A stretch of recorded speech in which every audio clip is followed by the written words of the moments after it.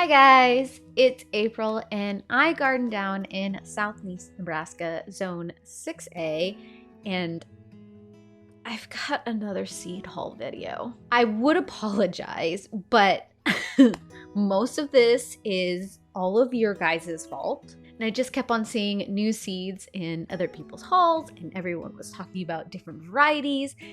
And then I got involved in a tomato group that was discussing less known varieties of tomatoes, and I got sucked in, and I might have bought some more tomato seeds that I didn't really need but decided I needed to have.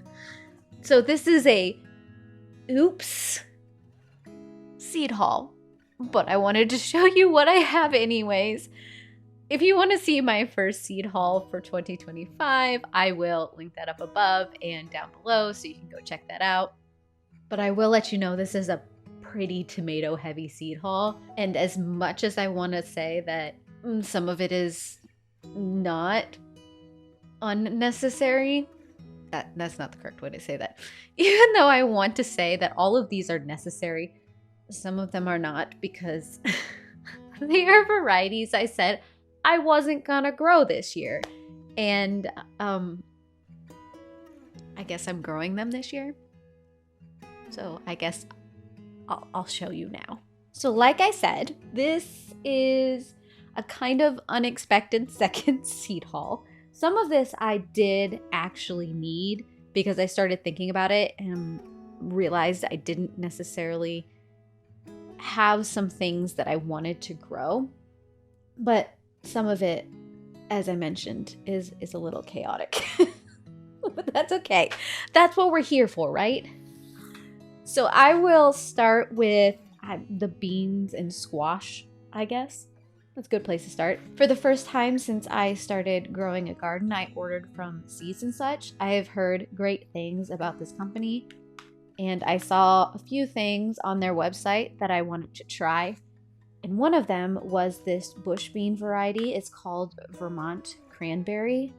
It looks like it's got a very interesting pink color to it, so I had to give this one a try. And then, I don't know why I did it, but I went to row 7 just to see if they had any new varieties this year. And I ended up with a couple of squash. I wasn't gonna grow squash this year because I've been having such big issues with squash bugs. But these just looked so stinking good and sounded so stinking good that I had to give them a try. The first one is Robin's, oh no, coconut squash. This is supposedly a smooth, textured, nutty flavored long storing squash, and I love the fact that row 7 even tells you some good ways to prepare this. So you want to slice it in half vertically, save the seeds for roasting at 375 Fahrenheit face down for 45 minutes, and then you can flip it over, drizzle it with olive oil, and then continue roasting until it's soft. That's the thing about row 7. They're growing for eating, which means they have cooking in mind with these varieties, which is why they have a lot of those instructions on the back, and I absolutely love it. And then we have the honey patch squash, also known as the 898 squash. This one is, I guess it's a cross between a butternut and a honey patch, and it's supposed to be pretty sweet and have beta carotene and is very storable. And once again, it's got some cooking instructions on the back. Will it make it into this year's garden? Possibly, because I don't know if I can help myself. It just might be a thing. But moving on from that, I have the leafy greens, I guess I can call this category. I realized as I was talking about what I had gotten free and what I have in my storage that I've never really looked into lettuce varieties that I might actually want. I've just been growing whatever free packs have been coming my way. And so as I started looking around for some of those, I ended up with this handful of leafy greens. Now, the first one isn't necessarily lettuce. It is a bok choy, but I couldn't not get it because of the name.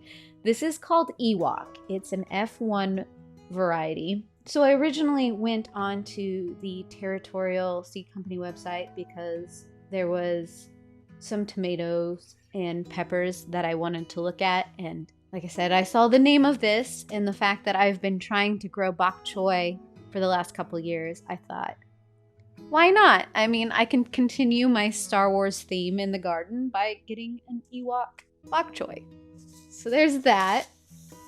And then the real reason I made a row 7 seed purchase is all of this spinach and lettuce. So I have a Tegon lettuce, a spinach lettuce, a dino lettuce, and a winter Bloomsdale spinach. I really love spinach. I have been trying to get more intentional about my lettuces. So I thought, since these are supposed to be very good tasting varieties because they were specifically grown for taste, that this might be a good direction to start my journey into like intentional green growing, if that makes sense.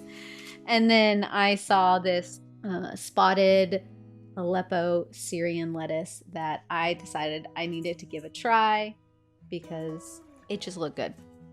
So there's that. Now I've got a couple of herbs.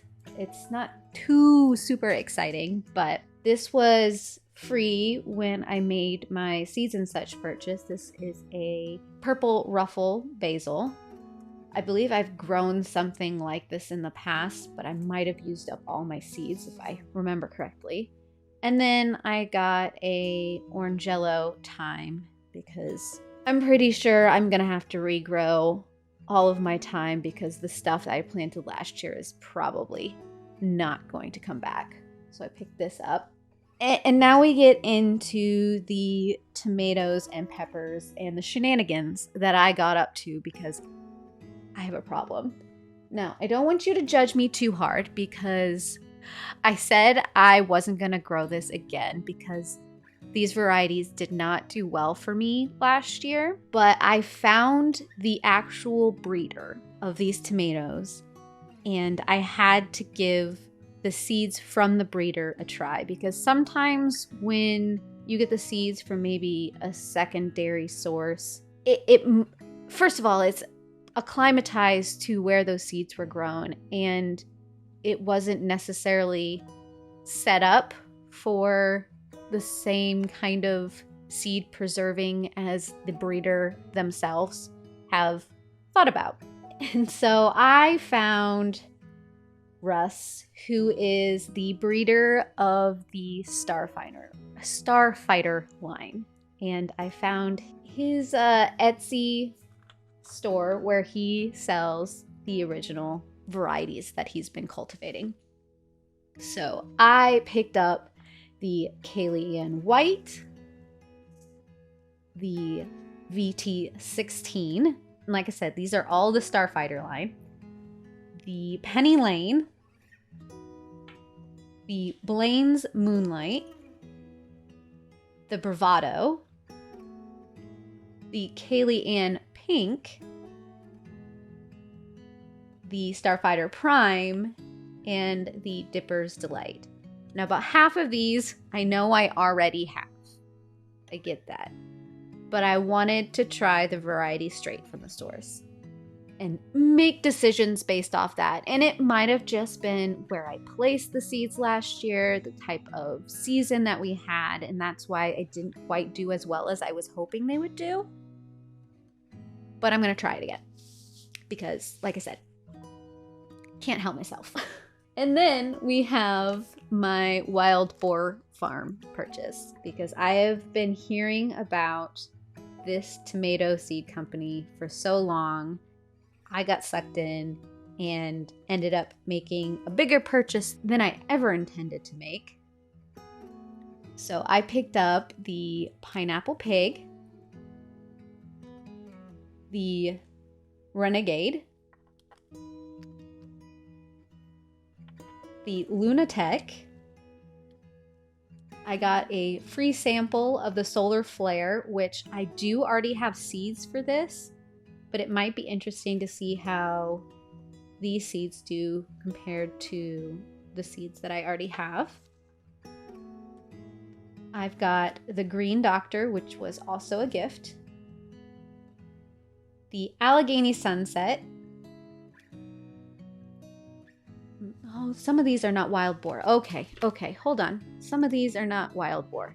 The ones that don't have wild boar on them are actually from the Need for Seed. I apologize for that. So these 4 are from an Etsy shop that I picked those up. These ones are from wild boar. The Logathan Woolies is also from a Need for Seeds. But back to wild boar, I've also got Eye Candy, Sweet Tooth, and Boar's Tooth. Both of these varieties are Roma, and I decided that I wanted to branch out on what my Roma selection was, which is also why I got the Sweet Cream.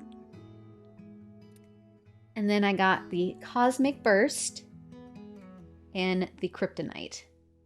Now, I'm sorry for that confusion because apparently all of that got mixed together. So this is a Need for Seeds. These are Wild Boar Farms. And then the tomato purchase that is the whole reason I went to Seeds and Such was for this Bellatrix hybrid tomato. This is a Roma variety, and like I said, I started thinking about, okay, I've got 2 standard kind of Roma type tomatoes, and I want to see if there are varieties that might taste better and do better in my region, and maybe get some of those less watery tomatoes and see how they do. I got 2 packs of those, and then they sent me a pack of Saucy Lady, which I don't really know a lot about, so that could be interesting. And then for the last of my tomatoes, I have this Mai Tai F1 that just looked delicious, so I had to pick it up. And then the Uluru. Sorry for the butcher of that name. And then for peppers, I just have 2 additional peppers. I have the Buffy Thai pepper. I won't lie, got it for the name. I am, not only am I a Star Wars fan, I am a huge Buffy fan. And then I got a sweet bonnet pepper. I have something similar to this that I tried to grow out last year. The plant grew, but I never got any peppers off of it. So I figured I'd try this variety as well. But last but not least, I have this Pink Shades Paper Daisy. It just looked so pretty, and it's in all of my colors. I don't know if I'm going to do well with these or not, or even when I should start growing them 6 to 8 weeks before last frost. Okay, I'll probably start these when I attempt to start my Gerber daisies, and I think I've got something else I want to start at that time, but I can't, for the life of me, I can't remember. So I have these as well. So those are the seeds from my second seed haul. Ta-da! Now, how much of these seeds actually make it into the 2025 garden, I'm not 100% sure about. Right now, I have plans on including most of them, if not all of them. I am starting to plan things out in my spreadsheet and deciding which varieties are the ones I'm going to grow, because for my tomatoes and peppers, I kind of have too many to actually grow all of them. So I'm starting to be selective on what I want to do.